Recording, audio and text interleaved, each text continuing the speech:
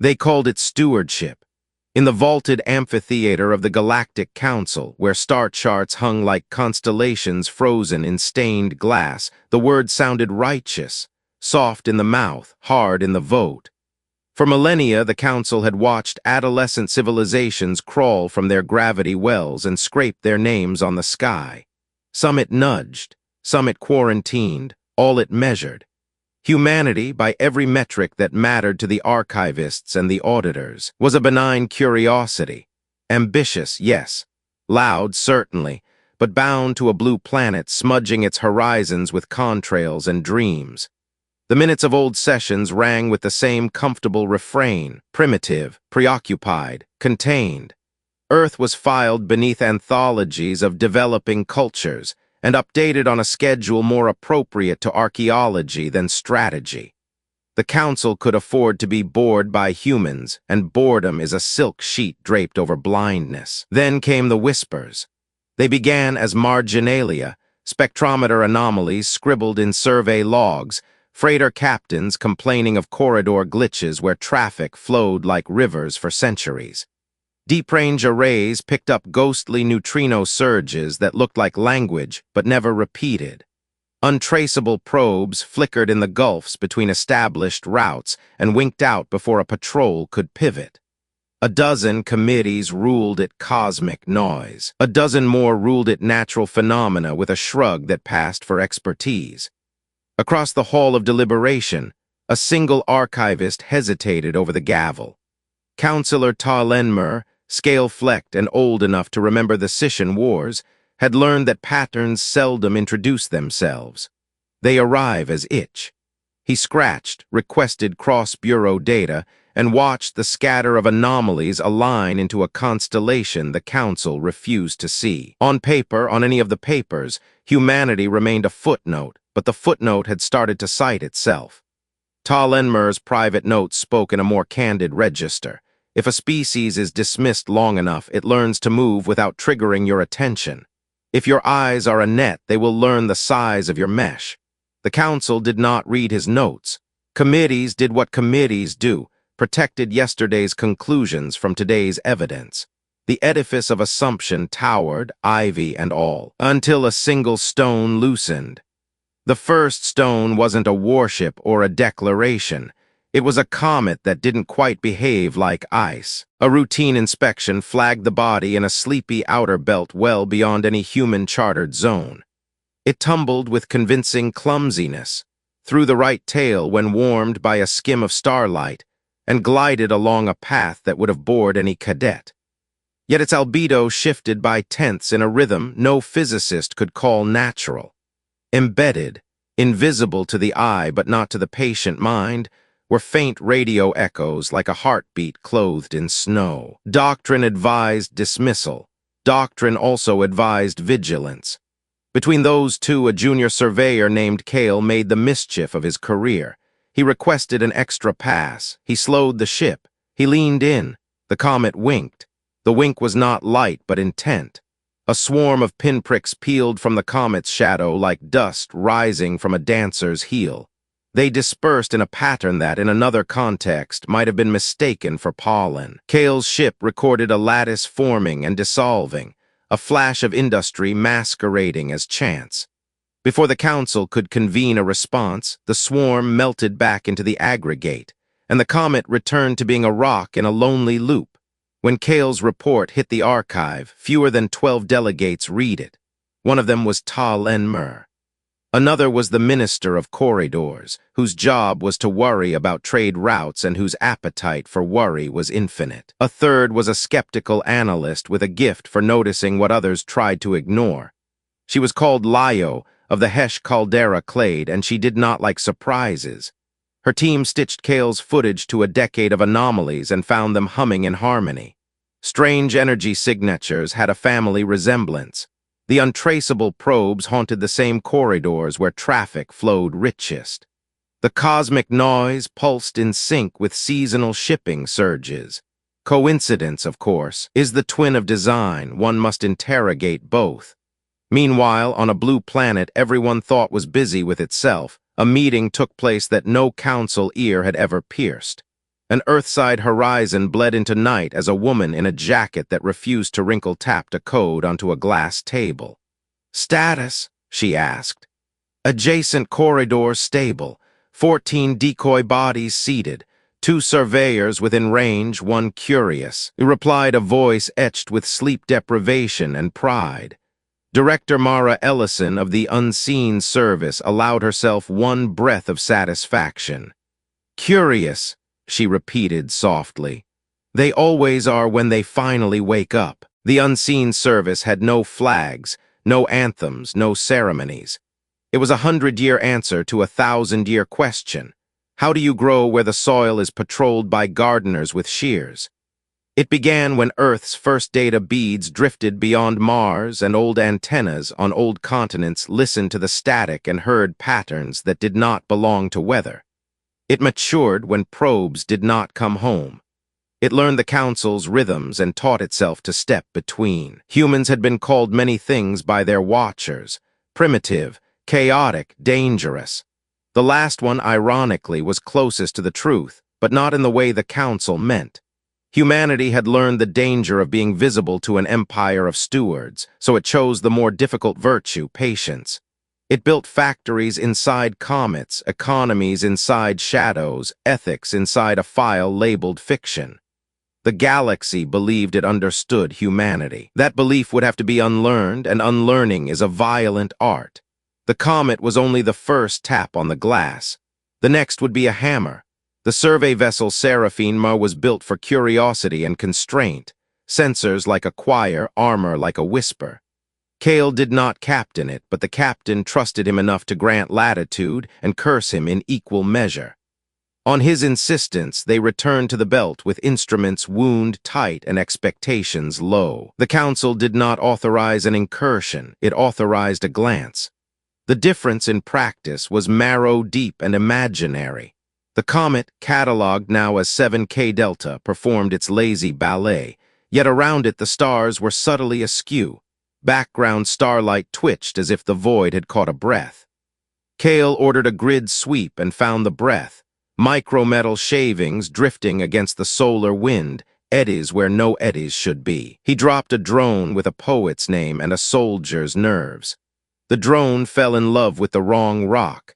It latched to a nearby asteroid, drilled a polite needle and tasted vanadium. It also tasted manufactured nitrogen seals, low-flash polymers, and a trace of coffee oil so faint a religious tribunal might have declared it divine. The rock had a heartbeat. It was not a rock. The Seraphine did not hail. It listened. And something listened back, not by voice but by choice. The asteroid shuddered. A seam opened as thin as a regret. Within, a loom of struts and skin flexed, assessing. The drone died with miraculous suddenness. Not explosion, not seizure, but absence. One frame it existed, the next, the universe forgot to include it. That should have been the end. A closed report. A footnote that would bruise no one's pride, but pride has worse enemies than bruises. It has proof. The Seraphine had already sent a whisper to the nearest corridor beacon. The beacon had already sung to the nearest relay. By the time the Knot asteroid finished pretending to be stone, 6 analysts were feeding on Kale's telemetry like winter wolves. The Minister of Corridors routed the alert to Council security. Ta Lenmer did not sleep.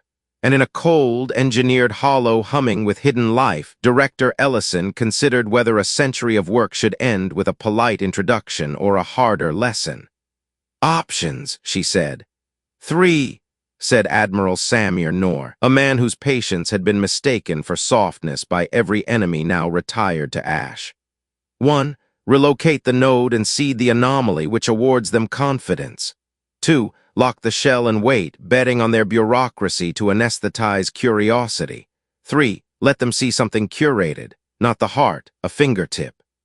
Ellison studied the model, a lattice of cometary factories threading the belt like dew strung on a wire, relays tucked behind geometry, power drawn from a neutrino tap sunk deep in a dwarf planet's shadow. The Seraphine had not scratched the lacquer, but lacquer can be a language. "Fingertip," she said. The Knot asteroid exhaled a bloom of dust that was not dust. It rose in a helix the color of old steel, folded into 20 needles, and accelerated like prayer. The needles traced the survey ship's contour and then drifted off, trailing beacons so faint they were indistinguishable from new snow. Kale's instrument sang with data he did not understand. The needles kissed a dozen rocks in the belt. Each rock woke. From the Council's perspective, a mining operation revealed itself like a stage set exposed to house lights. Conveyor lines unfurled from within comets. Magnetic tethers stitched microgravity arcs into belts of controlled descent, and industrial lungs began a deep, slow breathing of ore to furnace to ingot to silence. The choreography was as beautiful as it was damning. No pre-FTL species should write with such instruments. No contained world should exhale a ballet across a system not its own. The scramble began. Security organs demanded provenance. Anthropologists demanded humility. Traders demanded the map. And the Council, faced with a revelation that did not fit inside its categories, reached for a new category: error. Perhaps the Seraphine had been spoofed. Perhaps a rogue actor had layered theater over vacuum. Perhaps the humans had help from an old enemy with a sense of humor. Meanwhile, on Earth, a message drafted itself out of a century of caution. We are not here to conquer. We are here to survive the way weeds survive, by arriving first in the cracks and making the cracks wide. It did not say the quiet part, we prepared because of you. Ellison did not send the message, not yet. She sent a mechanic's smile. The Seraphine received a file, a fragment of human classical music rendered not in sound but in neutrino modulation, translated into the language of traffic control beacons. It was Bach, squared and inverted, singing through a medium that could not be jammed without jamming the arteries of commerce themselves. Along with it came a line of encoded text, simple enough to be audacious. You have been seeing US for a long time. You just didn't know where to look. Kale looked. The Council stared. The belt kept breathing. And somewhere beneath Antarctic ice, a station older than the Council's neglect lit a lamp intended for a different century. The Council chamber had weathered crises with rituals honed by eras. A recital of the archive, the seating of the quorum, the ringing of the tritone bell to invite dissent. But ritual is a map of yesterday. Today arrived without an invitation. The Minister of Corridors argued first because merchants always get to shout fire in a crowded economy.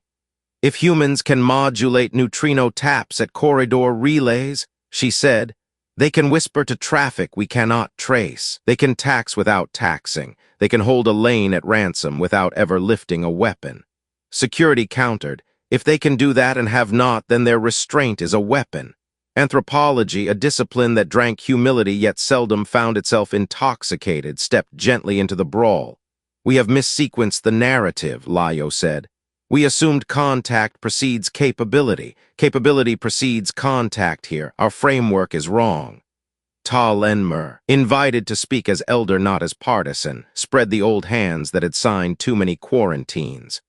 We are gardeners who have discovered a root we did not plant weaving through our beds. It has not strangled the seedlings, not yet. It has also aerated the soil and drawn down pests in the night. Do you praise the root or burn the garden to extract it? Data arrived in waves. Analysts re-examined a century of cosmic noise and found choruses. Communications historians tracked subtle phase anomalies in interstellar broadcast chains and discovered that at key junctures. During the famine on Thi-V, the quarantine gambit on Kurth, the revolt of the Silverfold pirates. The noise had sharpened momentarily into meaning. Ships slated to carry weapons missed refuel windows by minutes.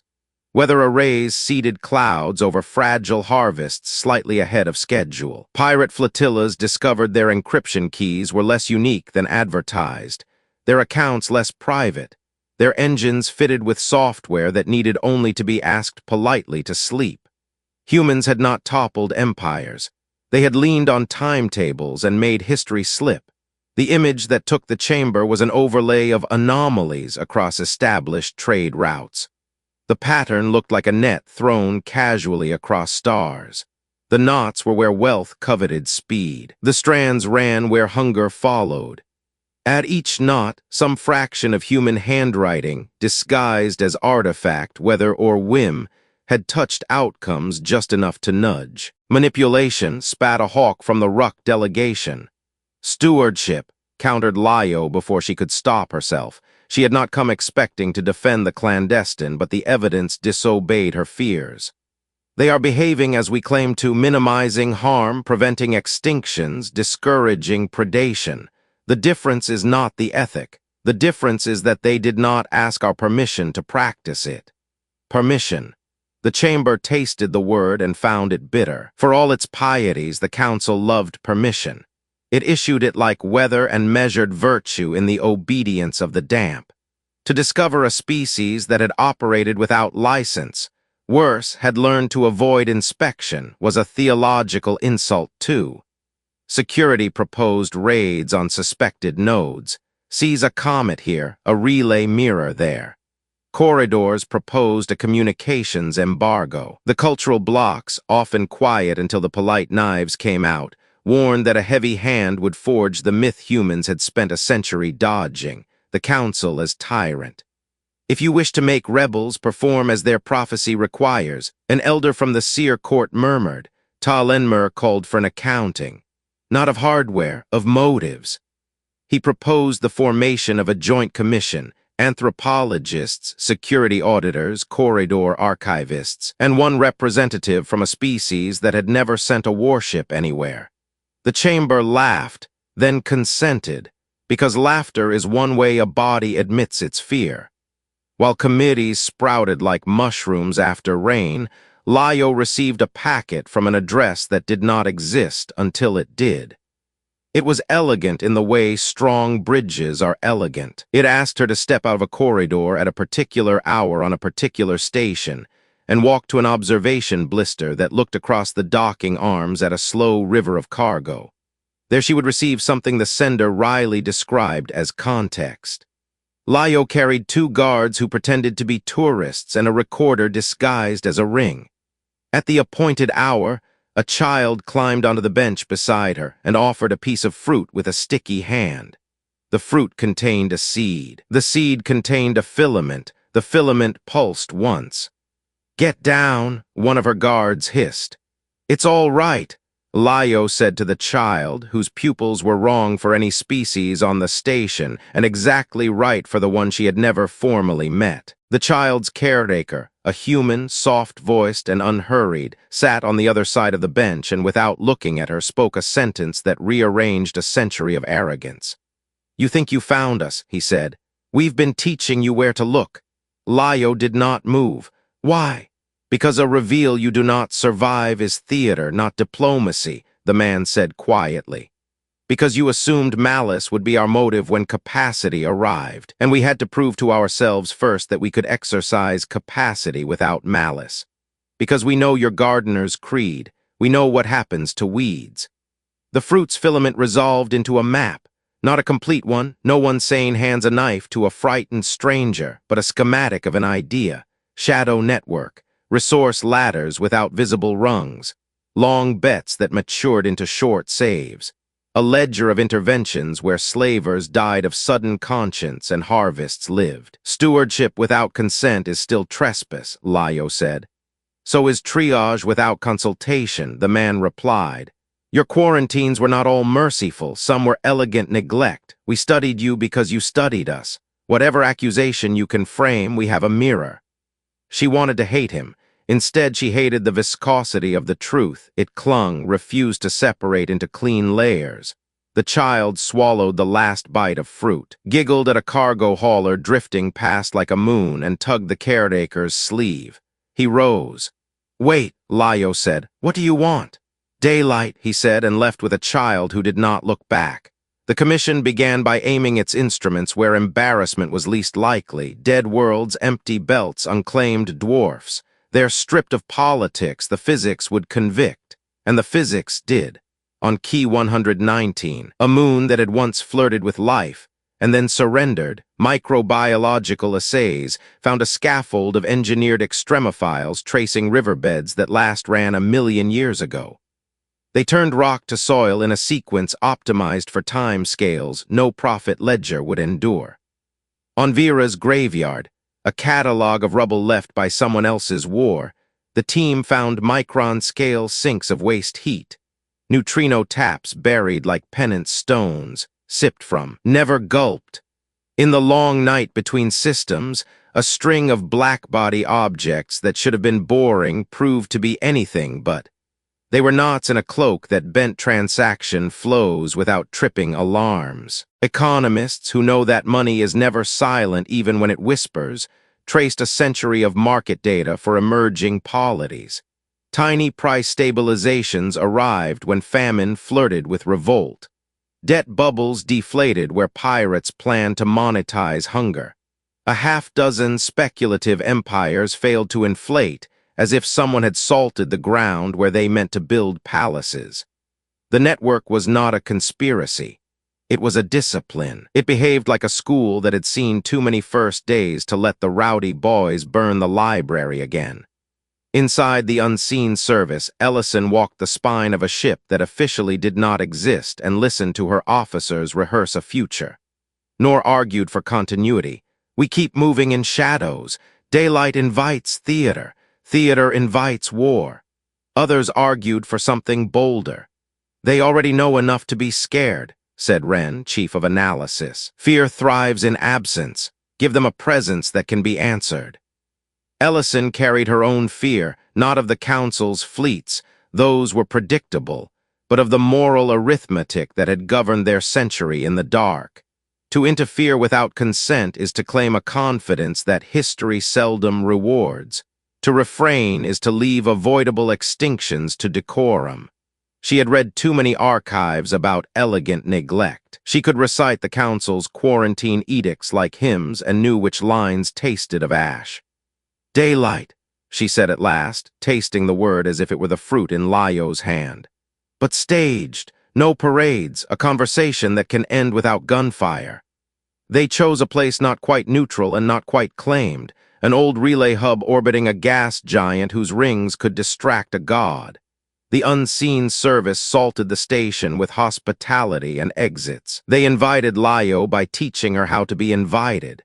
She arrived with the Commission's authority and Ta Lenmer's blessing stitched into her sleeve like a loan of grace. The human who greeted her did not wear a uniform. He wore fatigue in the posture and a mathematician's eyes, nor introduced himself without rank. We are taught to introduce ourselves by membership, Laio said. Species, council, commission, who do you speak for? For a coalition of arguments that survived 100 years of our own doubt, Nor said. For a species that learned how to be underestimated and turned that lesson into a shield.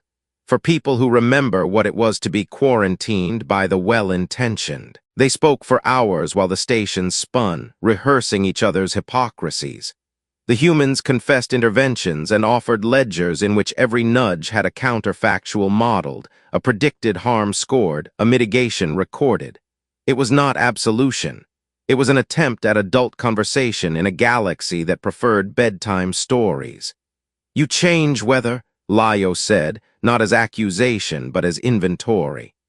We harvest clouds where harvests will fail, Nor replied. We slow pirates without killing children. If you want to call it manipulation, I cannot stop you. If you want to call your quarantines benevolence, I cannot stop you. We could also try different verbs.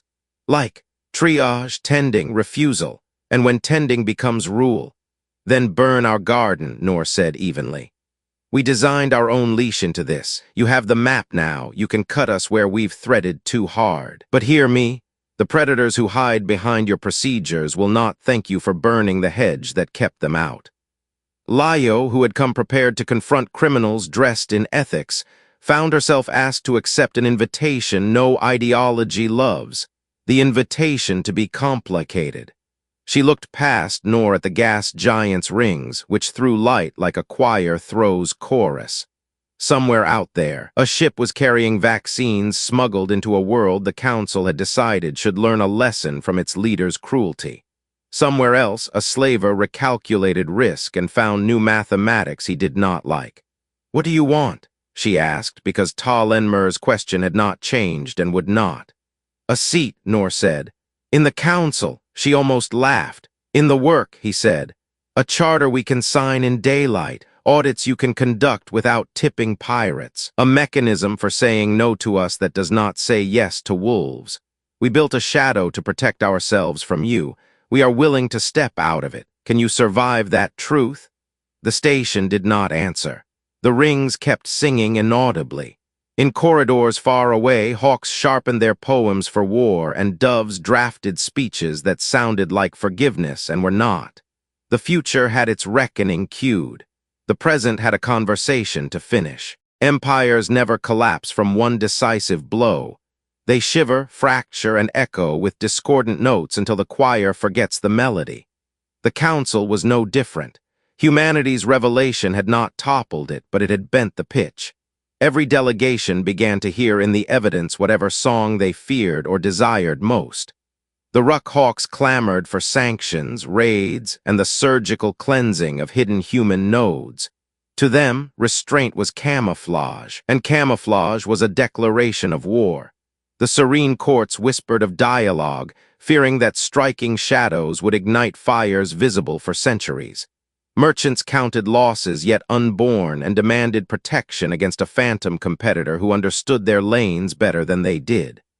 Amid the clamor, Ta Lenmer kept his silence until silence grew heavier than speech. He raised one hand and the chamber stilled. "We mistake the fracture for the crime," he said. "What humans did is not beyond our own creed. What we fear is that they learned to sing our song without asking for a place in the choir." It was Lyo, reluctantly thrust into prominence, who reminded the chamber that stewardship without consent cuts both ways. "We quarantined worlds into silence and called it mercy. We sculpted outcomes with invisible hands. Are we so offended because humanity copied us? Or because they did it well enough we failed to notice?" The question spread like static. For every delegate who heard an indictment of humans, another heard a confession of the council itself.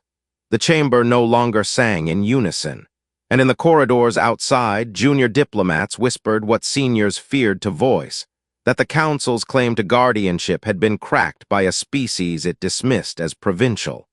Meanwhile, the unseen service read the fissures with the precision of surgeons. "They are not united," Ellison told Nor aboard a ship wrapped in comet ice. "We have time, not infinite, but enough to decide how we walk into daylight." Nor frowned. "Daylight without a script is chaos. Chaos favors fleets." Ellison's gaze was steady. "Then we write a script they cannot perform without us." The next act of the drama would not be secrecy. It would be theater, but theater chosen carefully, played on a stage where every spectator would leave changed. The council demanded proof beyond anomaly. Humanity obliged. Not with declarations, but with a performance calculated to pierce assumptions while denying pretext for war. It began with whispers seated in council archives, cross-references that led investigators to forgotten survey logs, misfiled meteor trajectories, decayed comm buoys. Each, when followed, unraveled into patterns too elegant for chance. What seemed like diligence was choreography. What seemed like accident was invitation. The climax unfolded at the edge of the Merrill corridor, a lane pulsing with merchant ships like blood through an artery. As the council dispatched a fleet to secure evidence, the stars rearranged themselves. One by one, asteroids along the lane shed their skins, factories exhaled light, relays hummed, and then, without firing a shot, a network of human-made platforms intercepted every signal in the corridor, translated them into 10 languages, amplified them, and returned them uncorrupted, all in less than a breath.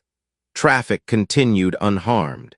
Commerce flowed. The only change was that every captain aboard every ship knew beyond denial that another hand held the strings.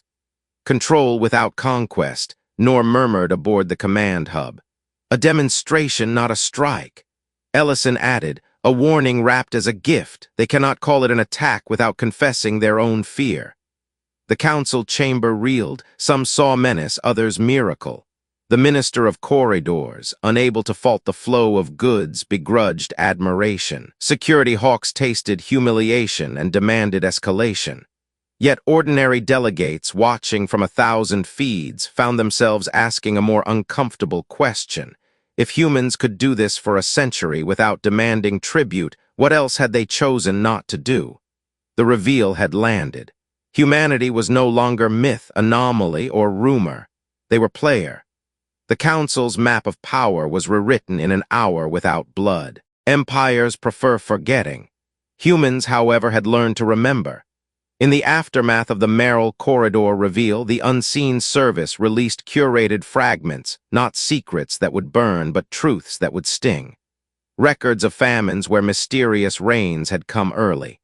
Pirate flotillas whose engines failed before massacres could begin.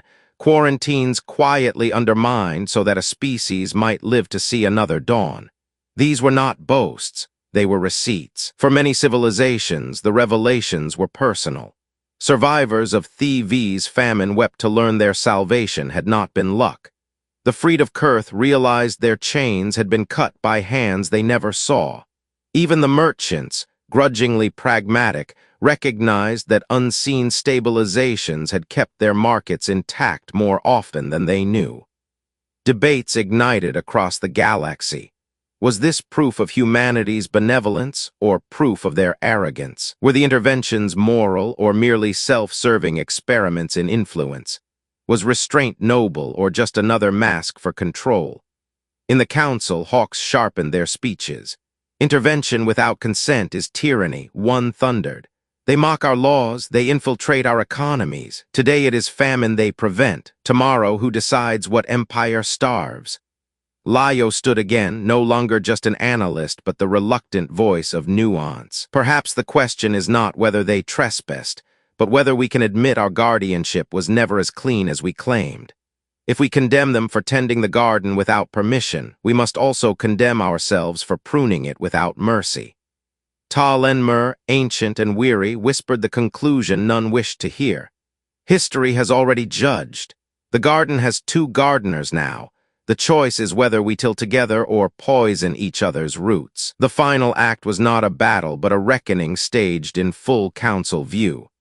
Humanity accepted the invitation to appear, though acceptance was too simple a word for the choreography that preceded it. When the council chamber opened its doors, a single human delegation walked into the amphitheater accompanied not by fleets but by silence. Ellison, Nor, and a child, unknown, unranked, took their seats beneath the frozen constellations.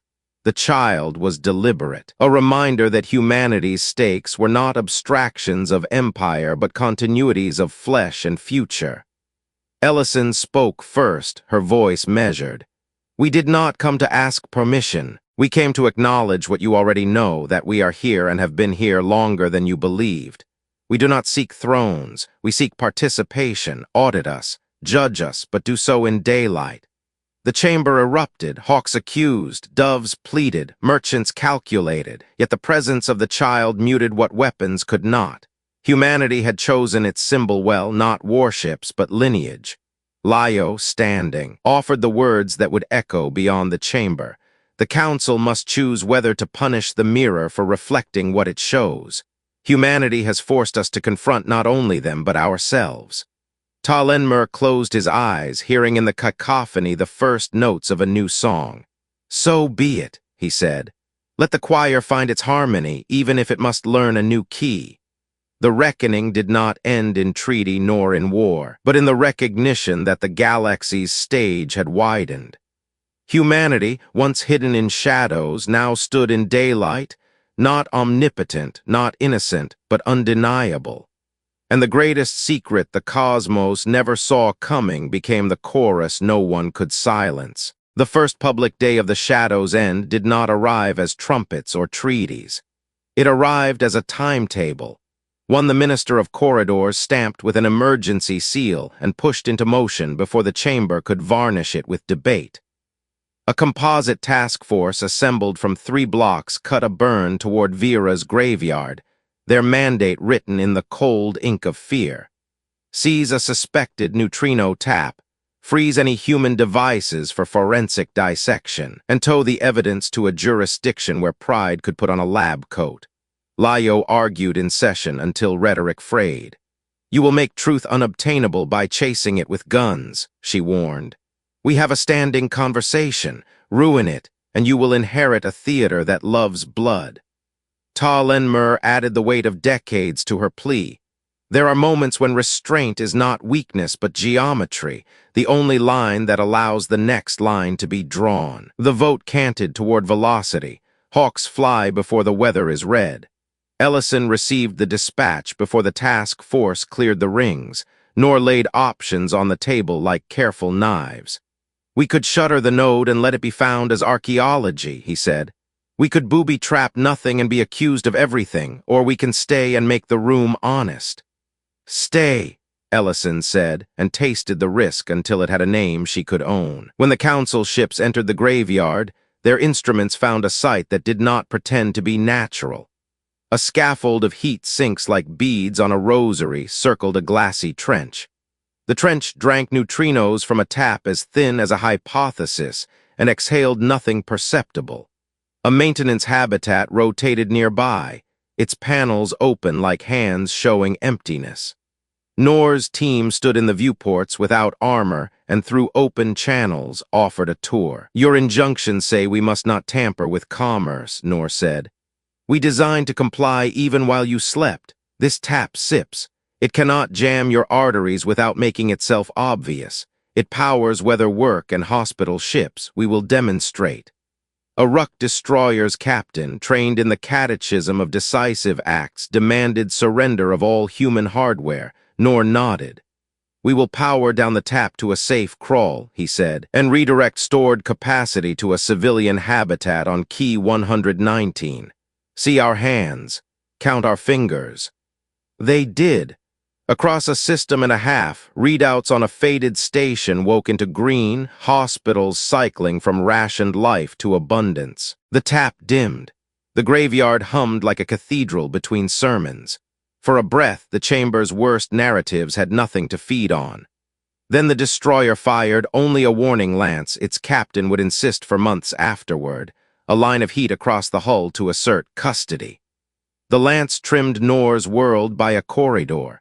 A human technician named Pia, who had spent 10 years teaching slaver codes to forget themselves, did not step out of the line quickly enough. The room filled with the hot, narrow silence of names becoming history. Nor did not give the order that every artery in his body demanded. Instead, the habitat's skin rippled like light on deep water. The ripple resolved into a veil that took the next lance and laid it gently on vacuum. The destroyer's weapons went still, not because they were forced, but because their own safeties refused to fire into a medical zone whose coordinates had just been published, via neutrino chorus to every beacon within 3 jumps. Protocols, Nor said softly to an open channel. You gave us yours. We have learned to write ours so that even the angry survive them. Public channels lit. Merchants who had never cared for ethics cared suddenly for the reliability of corridors that did not combust under pride. Pilgrims who distrusted engineers recognized a liturgy in devices that refused to kill by default. The narrative, so eager to crown a villain, stumbled. In chamber, emotion emerged from a quarter usually reserved for poetry. The seer elder proposed the fire break protocol, no military action within declared humanitarian operations, audited in real time by an independent ring that included but did not rely on human instrumentation. Hawks balked. Doves refused victory dances. Ta Lenmer walked the middle and made it a road. The motion passed not because it was loved, but because the graveyard had made alternatives feel stupid in public. That night, if the rotating of worlds can be called a night, Layo stood in a station chapel designed for species who prayed to mathematics. Nor came without entourage. They counted the dead by name and then by vow.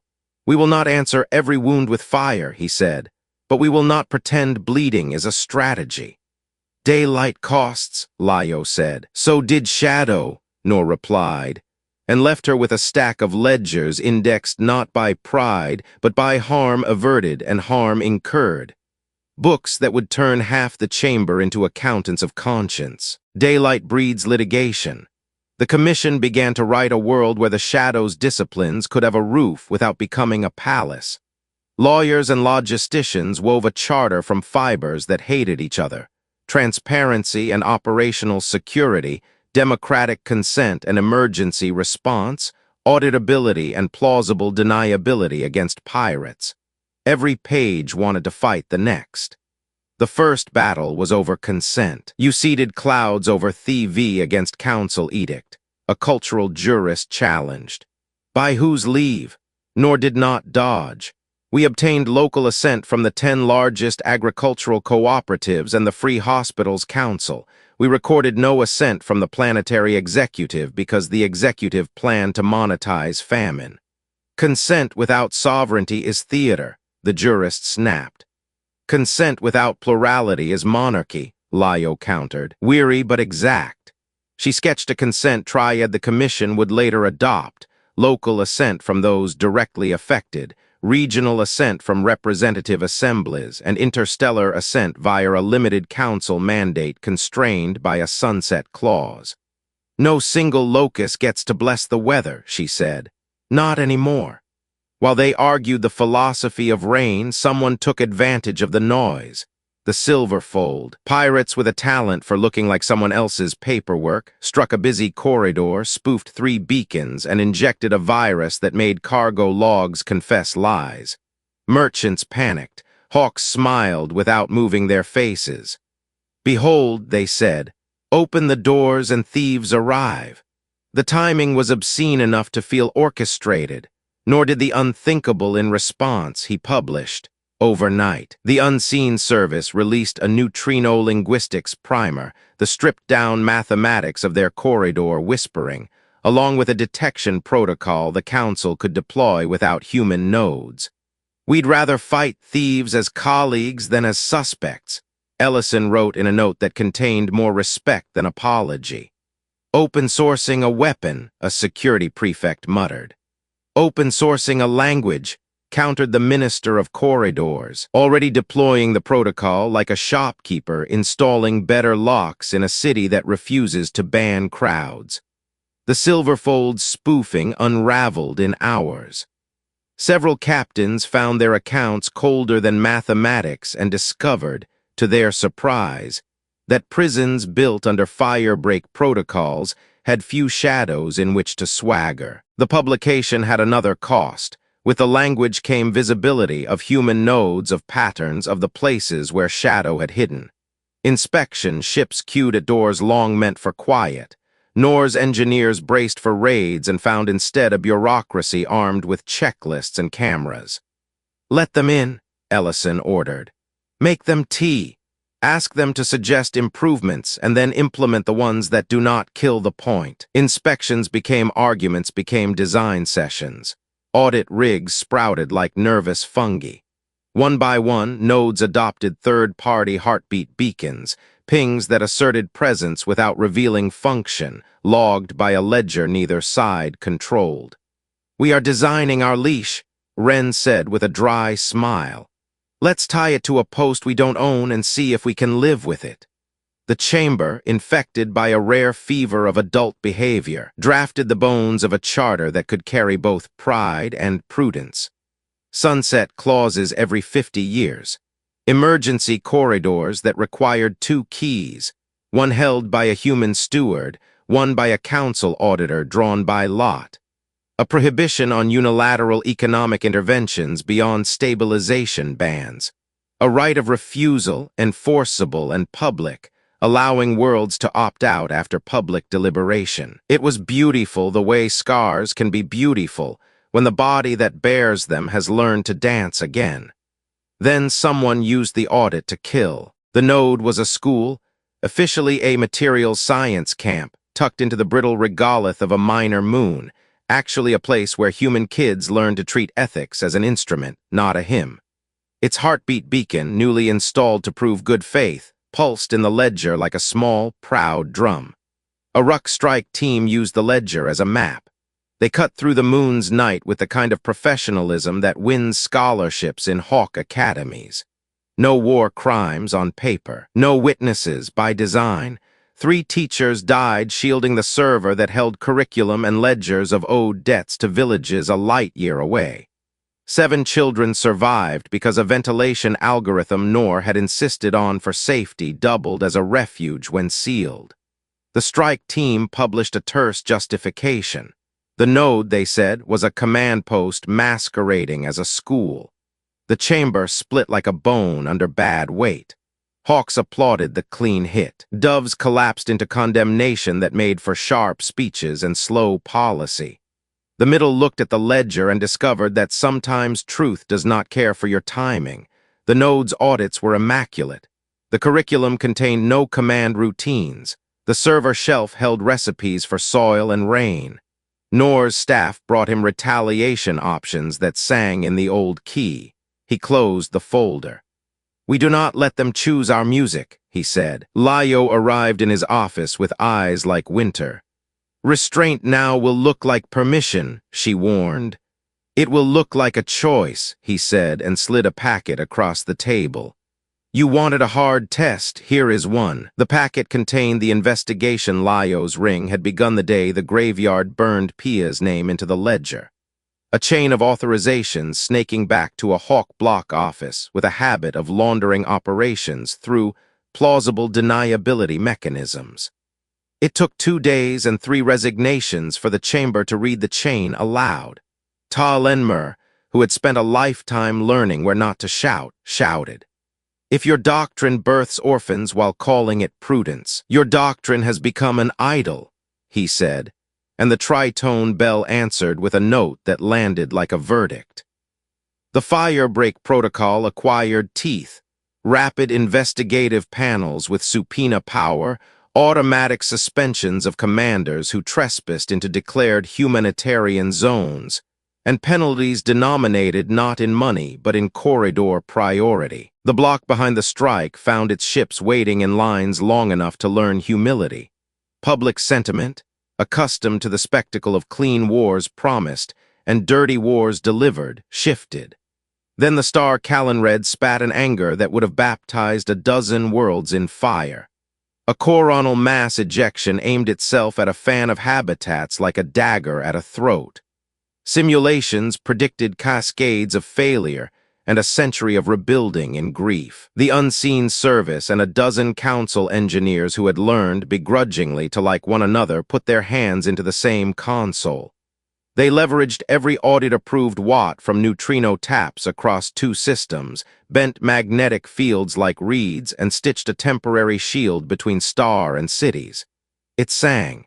It held. It bled the color of mathematics. When the storm passed, the ring of habitats still turned. Nor did not give a speech. He signed the joint after-action report with Ellison, and 3 council names he would have once called enemies, and now called colleagues he trusted to check his math. Layo wrote the foreword.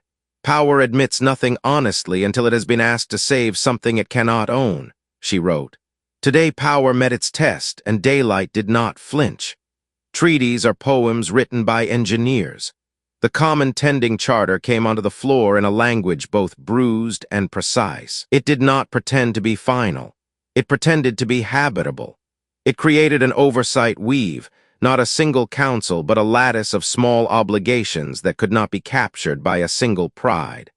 Audit houses staffed by mixed species, rotated by lot. A paired key system for emergency interventions. Logs written to a public ledger whose encryption humans had helped design and stubbornly refused to control. A sunset clock that rang every 50 years, forcing renewal by supermajority and preventing any mission from declaring itself immortal.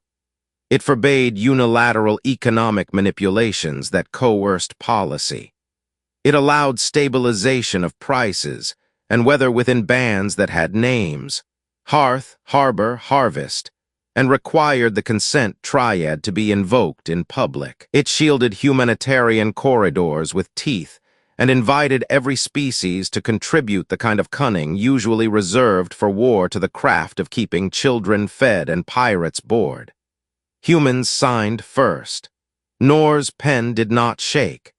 Ellison's signature looked like a seam that had learned the art of not tearing. Tallenmer signed with a hand that had buried too many ideas and finally gotten to midwife one. Hawks signed because to refuse would be to confess a preference for chaos with an audience taking notes. After the chamber's ceremony, as secular as any liturgy and twice as choreographed, Lio found Nor in the same observation blister where a child had once handed her fruit. The gas giant wore its rings like a thought that would not be abandoned. Below, cargo ebbed and flowed. The world had not changed. The world had admitted its changes to itself. "What will you do with your shadows?" Lio asked. "Keep the ones that protect the innocent," Nor said. "Burn the ones that hide our pride. Submit the rest to audits that will make us curse you in the morning and thank you at night."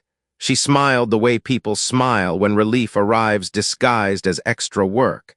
"And what will you do when we fail you? Because we will." "Begin again," he said. "We encoded that into the charter. Failure is not a scandal. It is the start of the next revision." A child ran past the blister chasing a maintenance drone shaped like a kite. For a ridiculous second, neither of them spoke because joy had the floor. Lio thought of the first fruit, the filament in her ring, the maps that had become conversations.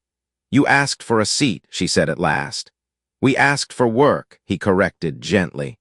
"Seats become thrones, work becomes way. They will still call you manipulative." "They will be right on Tuesdays," Nor said. "On Wednesdays, we will be merely diligent. On the days that end in regret, we will come to your auditors with ledgers and let them tell us where we lied to ourselves." The gas giant turned. Light caught the rings and threw a ladder across the blister's dark. They stood in it like two people at the base of something that could be climbed without conquest. Somewhere far off, a pirate sold his ship to pay a debt to a village that now had rain on schedule. Somewhere closer, an old counselor wrote in his notebook a sentence he had waited his whole life to hatch. "We are gardeners again. We have learned at last to let the wildflowers teach the row." When Lio left, she carried no fruit and no secret filament. She carried a badge authorizing audits under the charter and a child's laugh in her pocket like a coin. Nor returned to a console crowded with colleagues arguing over the color of a log entry that only a few would ever read. The lights did not dim. The corridors did not close. The galaxy continued, embarrassingly alive. Daylight at last had learned to get its hands dirty without pretending they would stay clean.